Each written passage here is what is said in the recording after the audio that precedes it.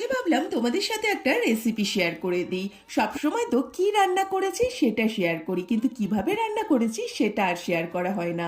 আমি জানি তোমরা সবাই এই রান্নাটা করতে পারো, কিন্তু আমি কিভাবে রান্না করি সেটাই তোমাদের সাথে আজকে শেয়ার করে দেব। তবে চলো দেখে নেওয়া যাক। এখানে প্রথমেই পনিরগুলোকে ভেজে ভালোভাবে তুলে নেব। পনির কিন্তু বেশি ভাজা যাবে না, বেশি ভাজলে পনির শক্ত হয়ে যায়। এরপর ওই একই তেলের মধ্যে আগে থেকে কেটে রাখা ডুমো ডুমো করে আলুগুলো দিয়ে সামান্য লবণ দিয়ে লাল লাল করে ভেজে নেব।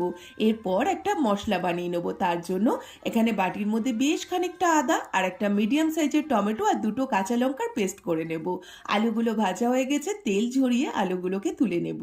আগে থেকে তৈরি করে রাখা মশলাটার মধ্যে গুঁড়ো মশলা অ্যাড করব। 2 চামচ জিরের গুঁড়ো, 1 চামচ ধনের গুঁড়ো আর সামান্য একটু কাশ্মীরি রেড চিলি পাউডার। এটা অপশনাল, না চাইলে নাও দিতে পারো। তারপর ওই একই তেলের মধ্যে গোটা গরম মশলা, শুকনো লঙ্কা, তেজপাতা, গোটা জিরে ফোড়নে দিয়ে ফোড়নটা নাড়িয়ে চাড়িয়ে আগে থেকে তৈরি করে রাখা মশলাটাকে দিয়ে ভালোভাবে কষিয়ে নিতে হবে, যতক্ষণ না তেল ছেড়ে আসে আর যতক্ষণ না আদার গন্ধটা চলে যায় ততক্ষণ পর্যন্ত। মশলাটা যখন বেশ খানিকক্ষণ কষানো হবে, তারপর ওর মধ্যে লবণ আর হলুদ দিয়ে আবারও ভালোভাবে কষিয়ে নেব। তেল ছেড়ে আসা পর্যন্ত অপেক্ষা করব। দেখো মশলা দিয়ে কি সুন্দর তেল ছেড়ে এসেছে।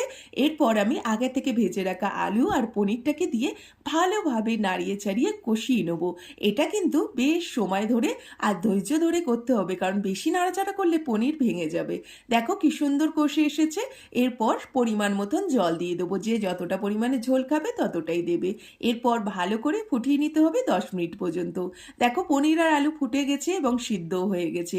এরপর শাহি গরম মশলা ছড়িয়ে দেবো। তোমরা চাইলে এমনি গরম মশলাও দিতে পারো। তারপর 1 চামচ থেকে 2 চামচ ঘি ছড়িয়ে নামিয়ে নিলে রেডি আমাদের পনিরের ডালনা। কেমন লাগলো কমেন্ট করে জানাতে ভুলো না কিন্তু বন্ধুরা।